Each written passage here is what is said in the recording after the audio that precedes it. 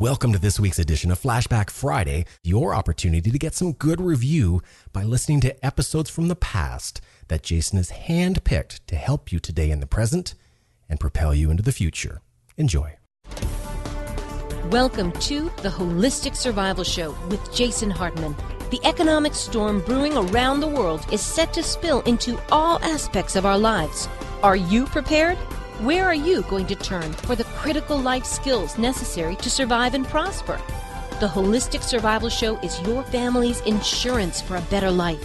Jason will teach you to think independently, to understand threats, and how to create the ultimate action plan. Sudden change or worst case scenario, you'll be ready. Welcome to Holistic Survival, your key resource for protecting the people, places, and profits you care about in uncertain times. Ladies and gentlemen, your host, Jason Hartman. Welcome to the Holistic Survival Show. This is your host, Jason Hartman, where we talk about protecting the people, places, and profits you care about in these uncertain times. We have a great interview for you today, and we will be back with that in less than 60 seconds on the Holistic Survival Show. And by the way, be sure to visit our website at holisticsurvival.com. You can subscribe to our blog, which is totally free, has loads of great information, and there's just a lot of good content for you on the site. So make sure you take advantage of that at holisticsurvival.com. We'll be right back. What's great about the shows you'll find on jasonhartman.com is that if you want to learn about investing in and managing income properties for college students, there's a show for that. If you want to learn how to get noticed online and in social media, there's a show for that. If you want to know how to save on life's largest expense, there's a show for that. And if you'd like to know about America's crime of the century, there's even a show for that. Yep, there's a show for just about anything. Only from jasonhartman.com. Or type in Jason Hartman in the iTunes store.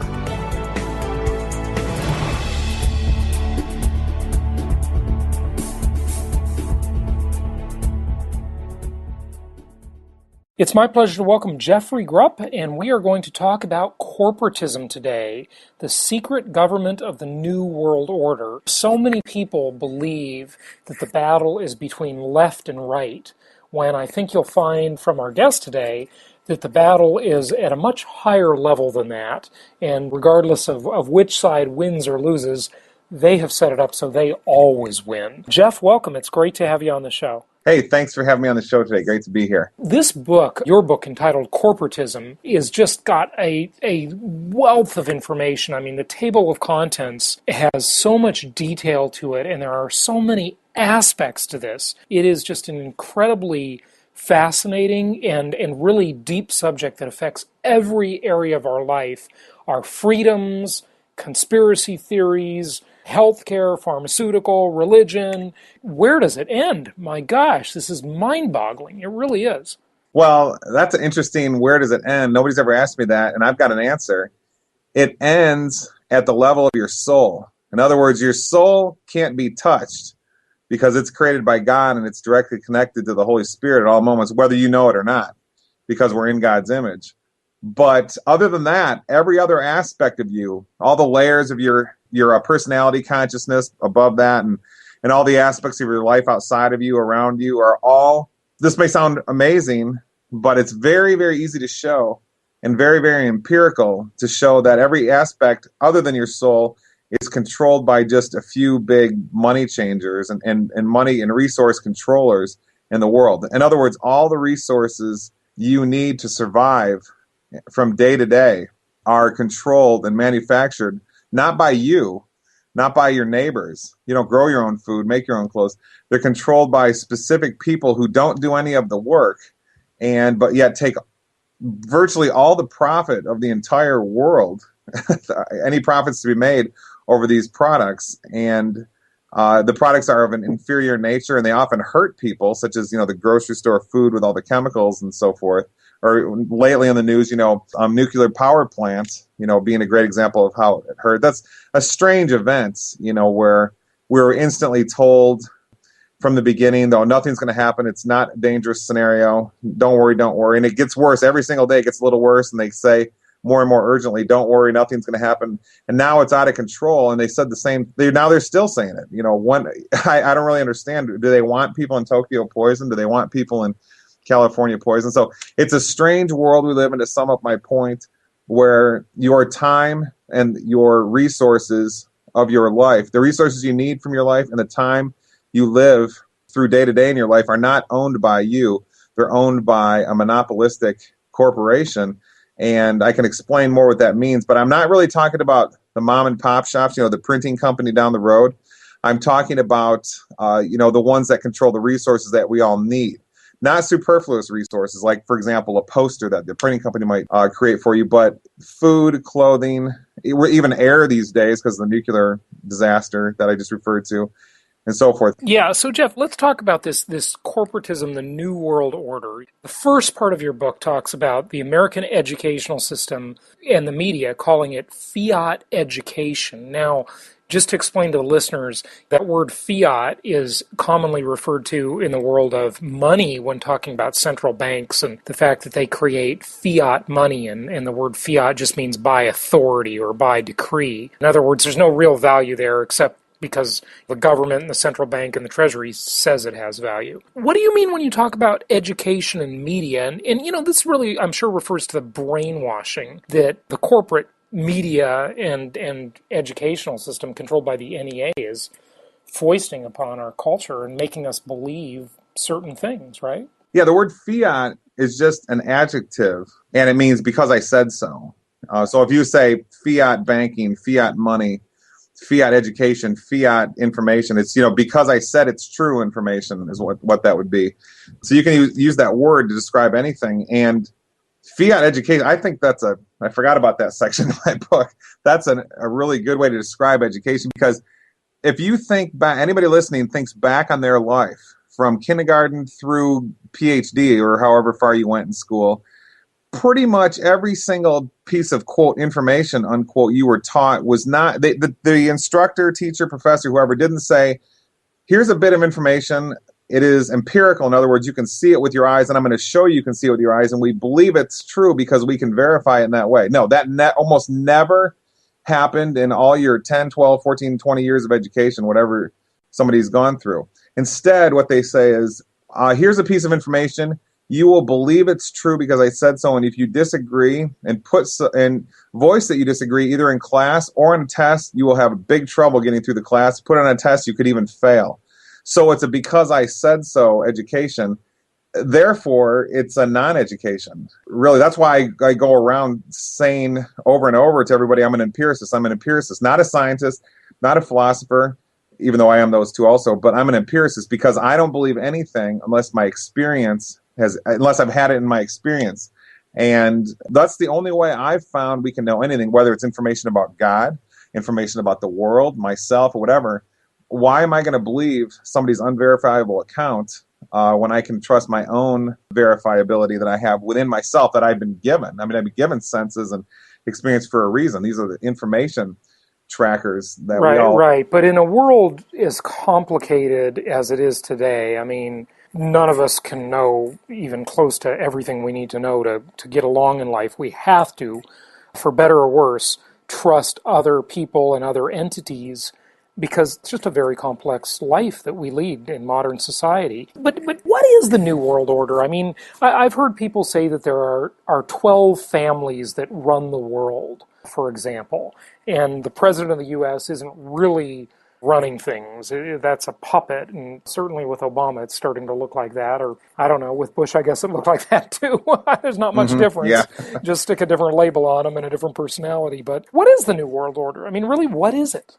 I personally don't. People have said it's 12 banking families and so forth, and that may or may not be true.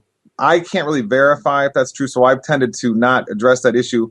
What I can verify is true, however, is that all money transactions are centralized just to a few groups.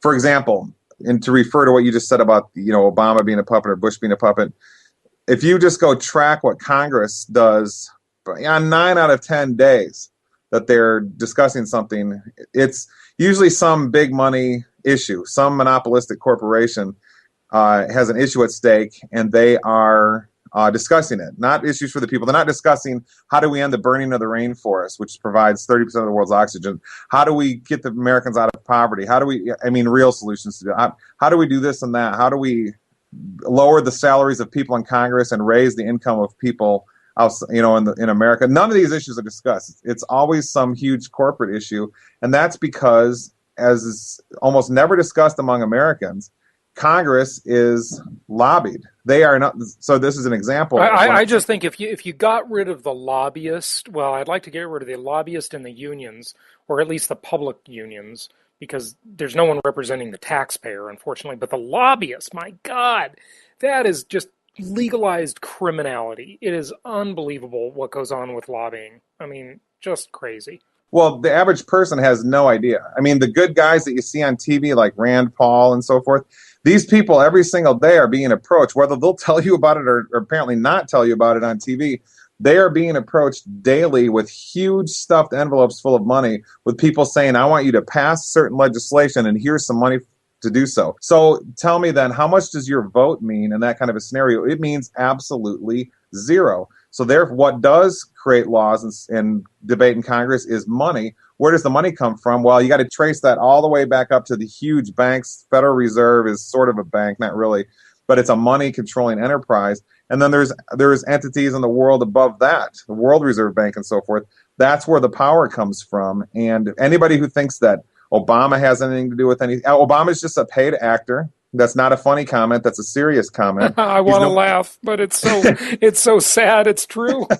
Well, he's no more significant than Brad Pitt. That's why on Fox News, if they have a serious issue like vaccines or something they want to talk about, they'll bring Bono or Oprah on the show. Oh yeah, they're highly credible. I mean, these movie stars. It's unbelievable. Yeah. So that's just one illustration to show that the average person's conception of how reality is structured has absolutely no empirical basis at all. The average person thinks that Congress should be a representative, or they're kind of representing us, or we need to get them to represent us more or something. None of this is relevant, no matter where you fall in this spectrum of how much you think they do or don't represent us.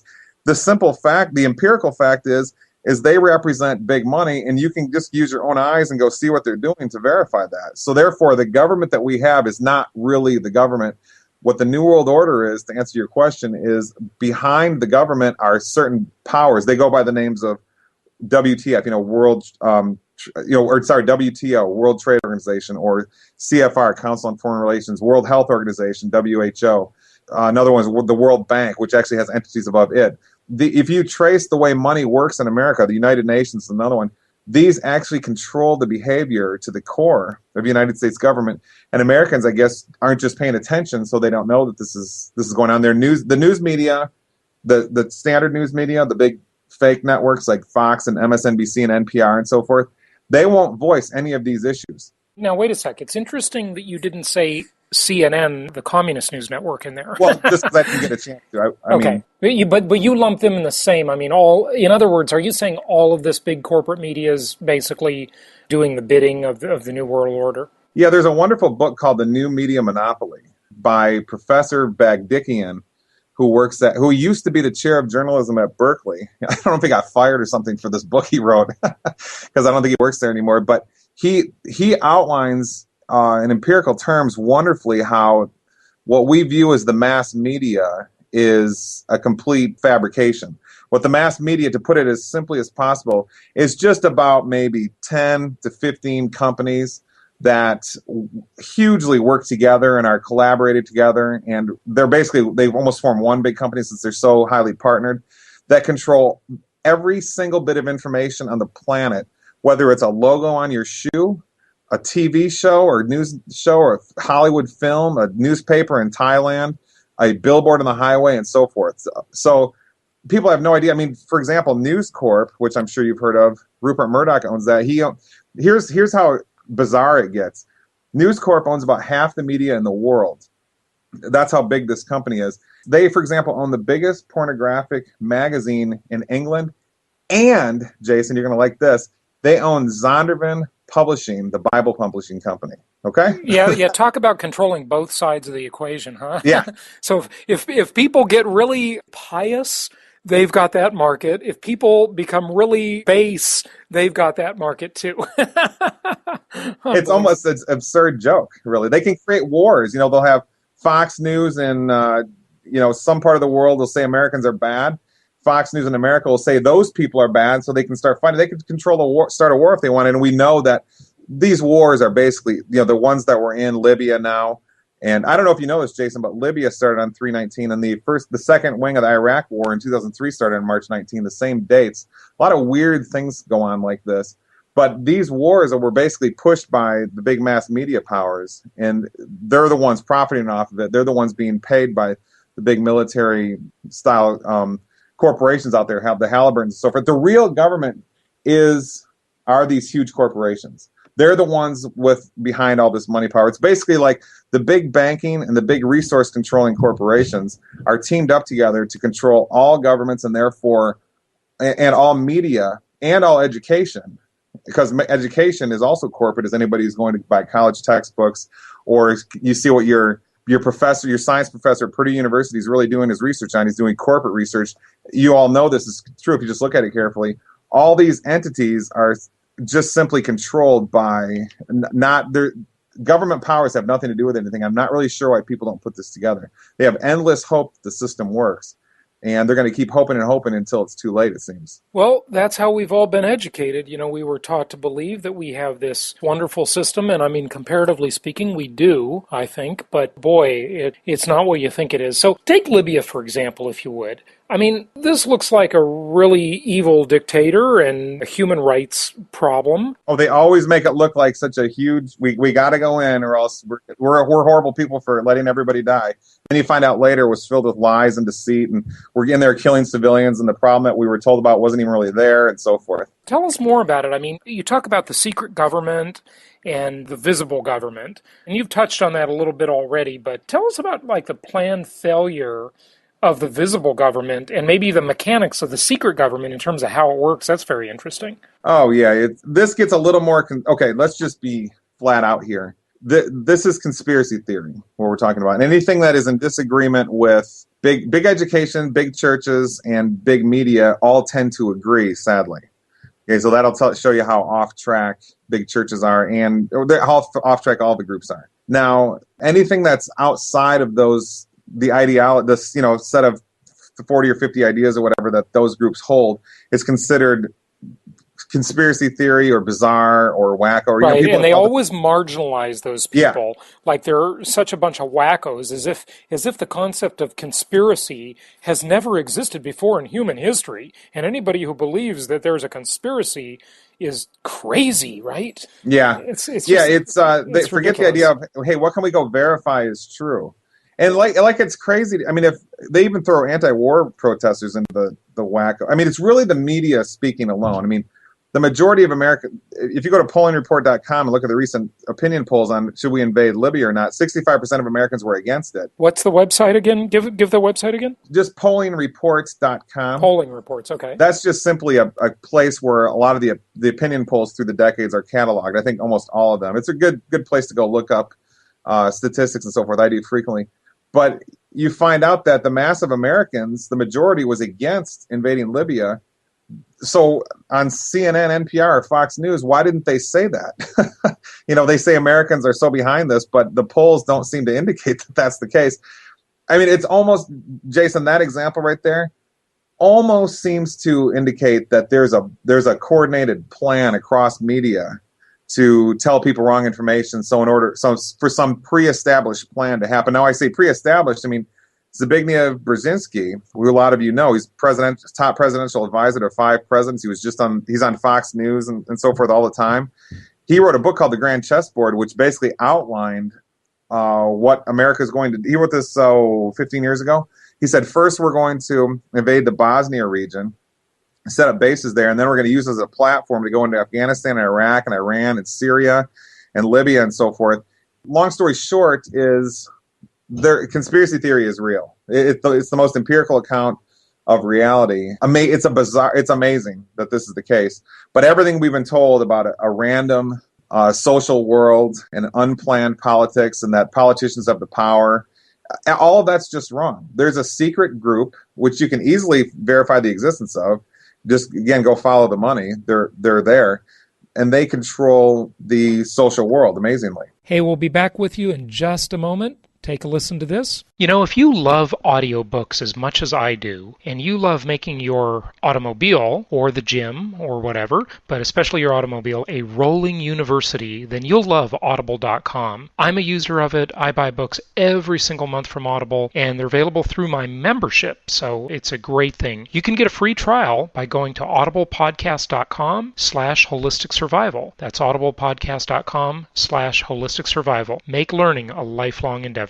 It seems as though nowadays people really are starting to question a lot of things, and people get it. I don't know, maybe I just didn't notice it before, or I was just too young to notice it, but in the past it seems like people went with flow more and more cohesive, if you will. And nowadays there's a lot of people that understand the central banking myth and the scam that is being portrayed. And a lot of people really do believe in this New World Order type of scariness. And I attribute, I guess, most of that really to the internet and the fragmentation of media. I mean, why would these folks that run the New World Order, why would they even allow the internet to exist? It's amazing. Jason, we have to answer that question. Let me, first of all, very briefly, I failed to answer the remainder of your question, the planned failure. What the planned failure of government policy is, there's two layers of government, the visible one that people see on TV, and then the secret one, which is the money behind, to put it as simply as possible, the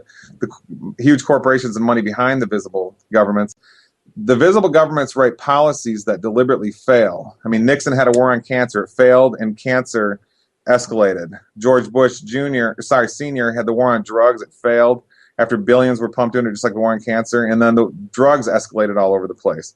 And then, George Bush Jr. has the war on terrorists, war on terror. That's obviously a failure. In terrorism, it creates terrorists. But so those are three good examples. But if you actually look at the average day-to-day mechanics of the visible government, it functions in this way. It's a planned failure where they say, oh, that's too bad that it failed. But the failure happens to, by wink, wink, some coincidence, always take power from the people and put big money in terms of the same group, the secret government behind the scenes. It's an amazing scenario. Who would have ever suspected it? And I know a lot of your listeners are like, I have to go check this out. And yeah, you really do have to look into this more. It's such an amazing issue. But if you look into it, it's exactly what happens. Libya will fail. Afghanistan failed. Iraq failed. These all, but they just happen to put money into the big corporate military operations, which are part of the New World Order, the money behind the throne. Yeah, no question. And they always establish somehow some big new bureaucracy that restricts our freedom even more than it is already restricted. But your other question, Jason, is absolutely the heart of the issue. And the political world, whether it's conspiracy theory or the Glenn Beckers or what any of these groups, they don't understand this point that I'm about to say. And it's connected to the planned failure. Now, the internet is responsible for there's two things responsible for creating this utterly huge political resistance and conspiracy movements, which is emerging all over the world. I was just in Croatia to be on television there for my book, Corporatism. And trust me, conspiracy theory and political revolt is much, much greater over there. Here it is nothing compared to what is over there. And you think about it, you're like, wait a minute. If there's really a danger to this secret system, if it's really out there, as I'm saying is empirically verifiable, why would they let it exist? And why would they basically give rise to the internet, which allows it to be? And furthermore, the whole conspiracy movement, which is really becoming the biggest political revolt movement, was created by the corporate and New World Order mass media because it came out of people questioning things they saw in the footage of 9/11, people questioning things that they heard in the mass media about the JFK assassination. The mass media is pushing every night on the History Channel and so forth, things like the Roswell crash. And so the mass media is actually creating this, and they give us their internet in order to do it. So something very mysterious is going on. So let me tell you what this is. And this has been something I've been working on. I have a whole book called The Invisible Government that I'm working on, which is about this issue. I don't know if it'll ever get published or not, but I'm working on it. And it goes as follows. Let me sum it up very succinctly. the world, we're usually told the world operates in certain ways, the business cycle, the rise and fall of nations, blah, blah, blah. Let me tell you another cycle that you can observe. It's called the New World Order wants the New World Order to fail. We need to think of a better name, but that's the one I have for it at the moment. And it goes as follows. The world, through the mass media system, is told about a certain aspect of government or the system that they think is in control, and it's portrayed as absolutely horrific. Okay, example Hitler, example Saddam Hussein, example Gaddafi. I thought this was going to happen to George Bush, but it didn't. So the mass media tells the world about a savage killer or something, and then the world supports going in to attack it. And then the attack turns into a huge bit of chaos, and then new policies come out of that, which coincidentally, wink, wink, just happen to help this money behind the throne that they called the New World Order, the New World Order controlling system that we've been discussing. The New World Order is this big system we all live in. It's got a few controllers behind the thrones. Throne is a figurative word for governments. So now World War II is a perfect example of this. Point is this is how the world operates. Cycle through cycle. It can happen in big, huge, global-sized cycles of this planned failure, such as World War II, where the whole world's involved, or it can be localized, like the Iraq War was a planned failure. Or there's other little, smaller examples, like the war on drugs, another planned failure. Okay, so it can even get more microcosmic than a war, for example. So the whole point is, however, though, is that the people are tricked into fighting against something where a certain result comes out of it that was pre-planned in advance. Now, this is very conspiratorial, and so some of your listeners may or may not like this, but please forget the labels, conspiratorial. This is simply the empirical account.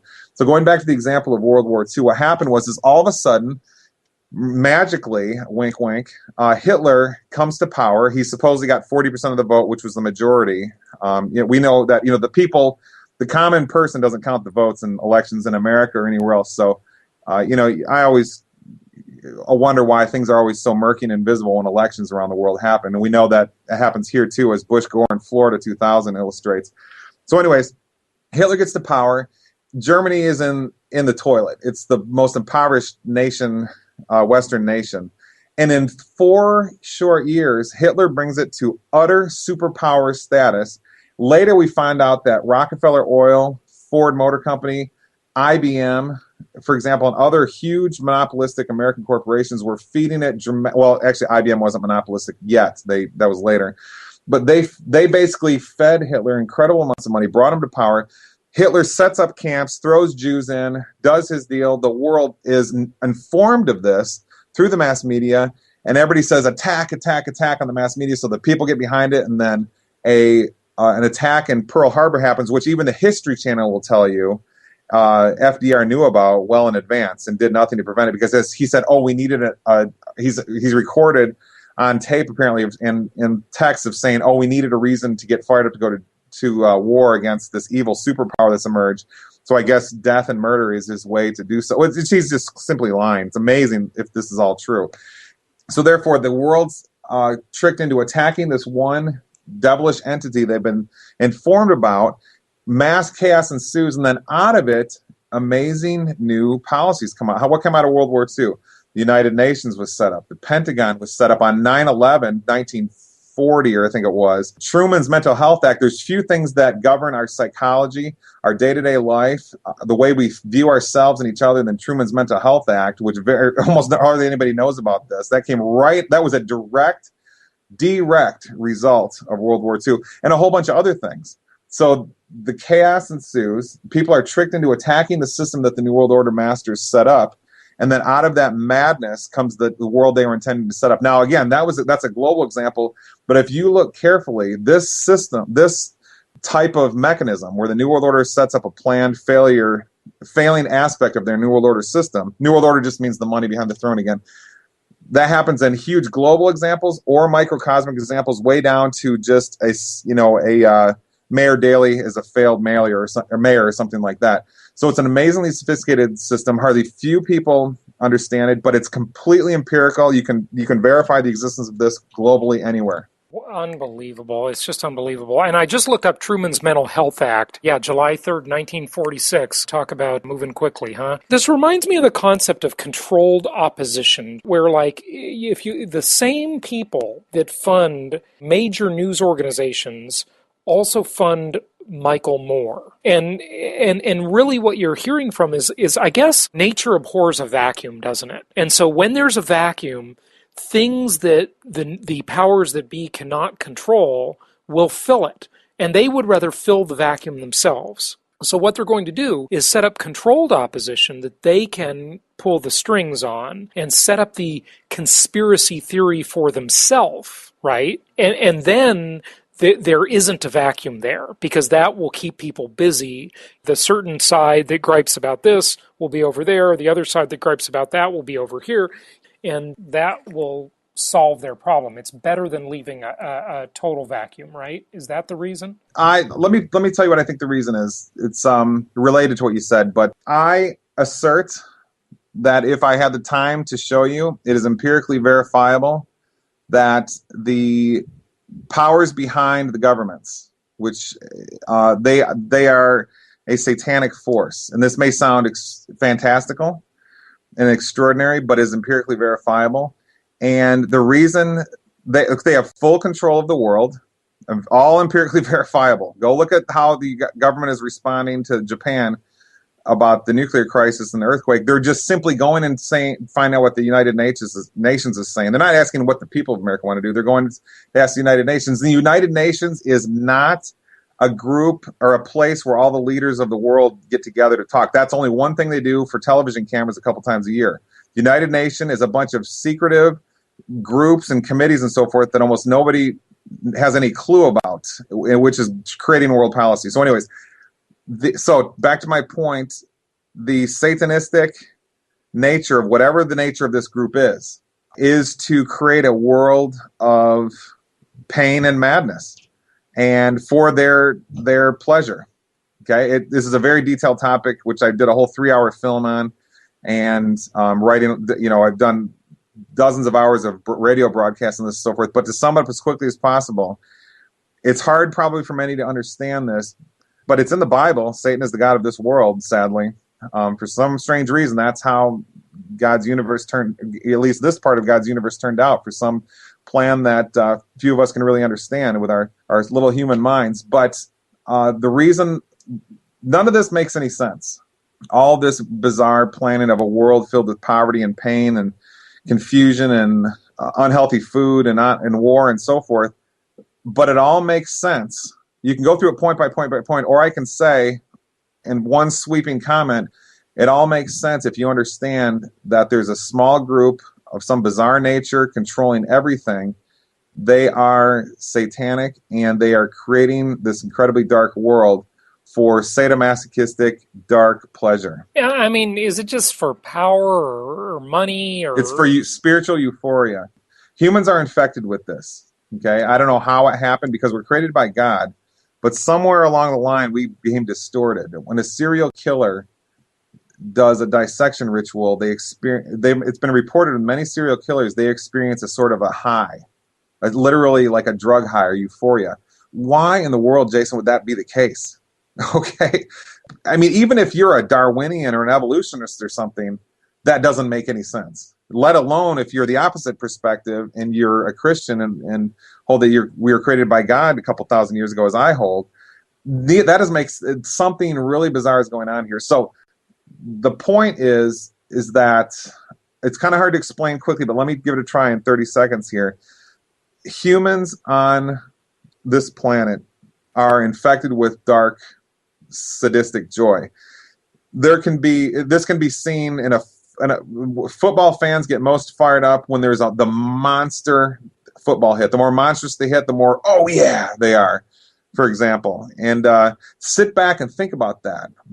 Why would they have all the things we can get that? I mean, we'll experience a mild little high if we're looking at ourselves carefully, see how we really feel. It's like we get a little high off that, real teeny. Soldiers in war will report amazing stories of how the war itself, the heat of battle, the madness of battle will put them in a spiritual euphoria, a dark euphoria of some sort. Well, I don't think that's really that crazy in a way, because people under stress trying to achieve something, you experience a high with that. The victory in the game, the thrill of the fight. That's not that weird, is it? I mean, that's not that dark, really, necessarily. I mean, you experience it, I mean, as weird as it sounds, right? In war, there's a certain amount of camaraderie. For sure. Your friends on your side on the battlefield. You want to win. You want to save your own life. You think your cause is just. I mean, they've hypnotized the soldiers into believing that, of course, regardless of what side they're on. Standing in their shoes, you can understand that, right? Well, maybe you're correct, but I personally don't agree with that point. My analysis, I've got a lot of soldiers who are students in my university classes, and I get lots of good inside pictures of what war is from talking to them through the years. And it sort of backs up what I just said, but also something else, that most soldiers are afraid to fight.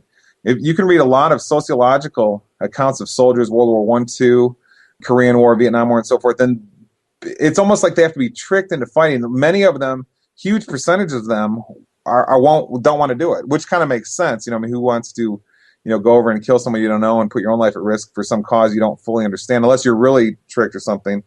And even in situations where the cause is painted into you, let's go fight Hitler, who was funded by Ford Motor Company, for example.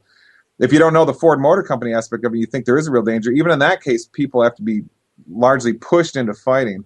I just find it strange that, a sadomasochistic pleasure, sort of similar to the serial killers, seems to emerge in very specific cases. I mean, if I'm watching the World Cup soccer match, I mean, just looking at my own persona, my own inner psyche, I will get fired up and want everybody to win and so forth. But if I'm examining my inner feelings carefully, if I see a monster football hit, this is more back in the day when I used to watch football and so forth, I get a much more energized feeling in me or something, which seems strange that it's so powerful. Now, most people won't see this unless you're sort of looking in yourself when it happens. But it's more than just, the guy scores the winning goal for the World Cup. It's a different, more sharp kind of little inner high, which is sort of a small window into what could be a greater aspect of reality, which is, for some reason, we've been distorted as humans to sort of go along with and take part in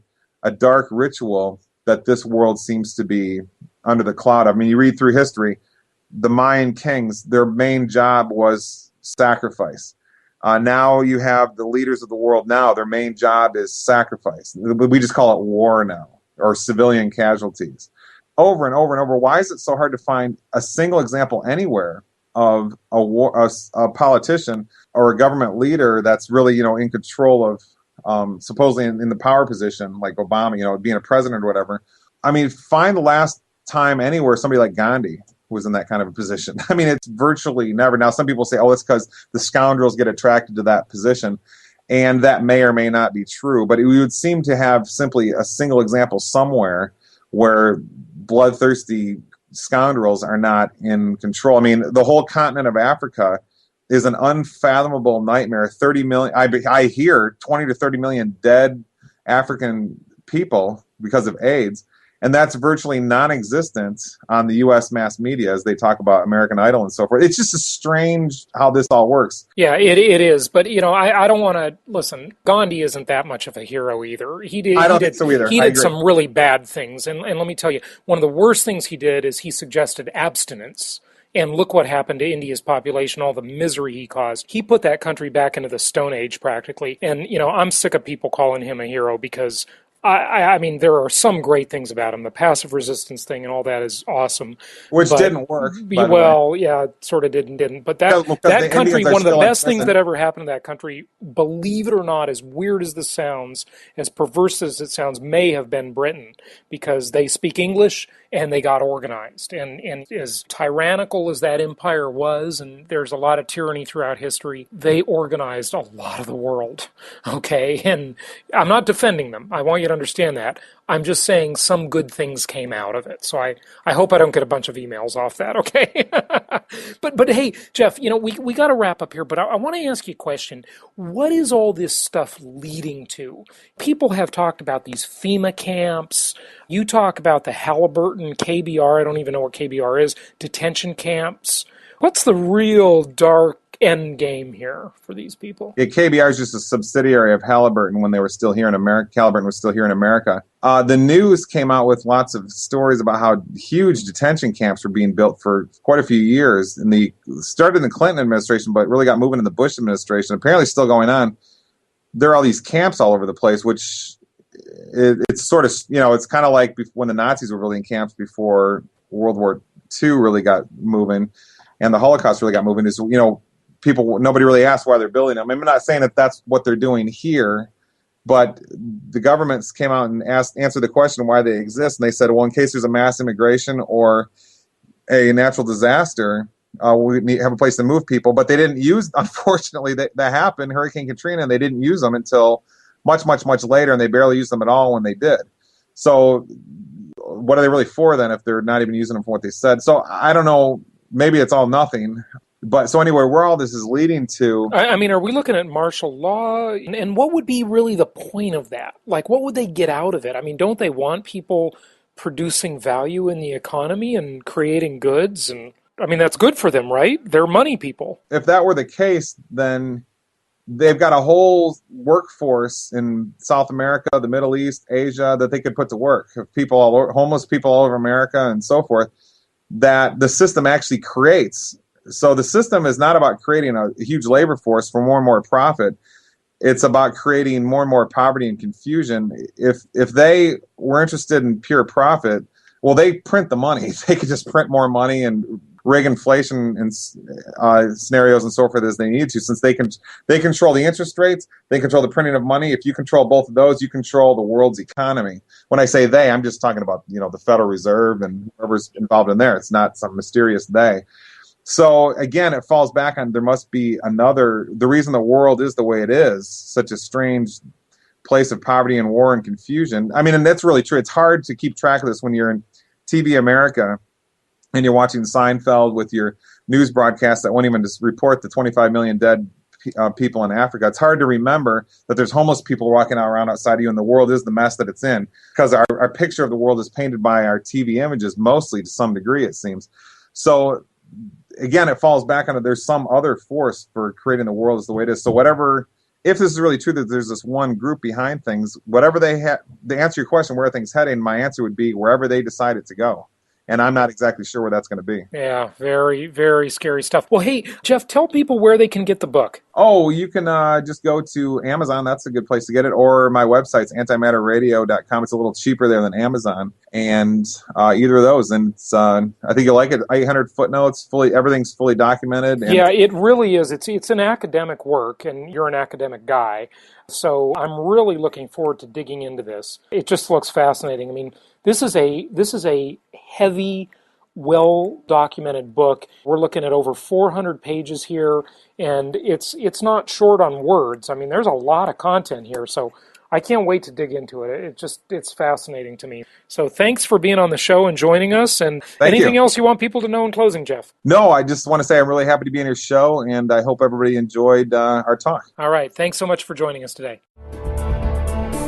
Now's your opportunity to get the Financial Freedom Report. The Financial Freedom Report provides financial self-defense in uncertain times, and it's your source for innovative, forward-thinking investment property strategies and advice. Get your newsletter subscription today. You get a digital download and even more. Go to jasonhartman.com to get yours today.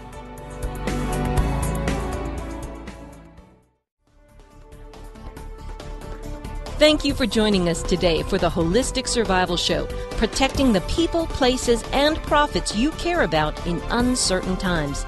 Be sure to listen to our Creating Wealth show, which focuses on exploiting the financial and wealth creation opportunities in today's economy. Learn more at www.jasonhartman.com or search Jason Hartman on iTunes. This show is produced by the Hartman Media Company, offering very general guidelines and information. Opinions of guests are their own, and none of the content should be considered individual advice. If you require personalized advice, please consult an appropriate professional. Information deemed reliable, but not guaranteed.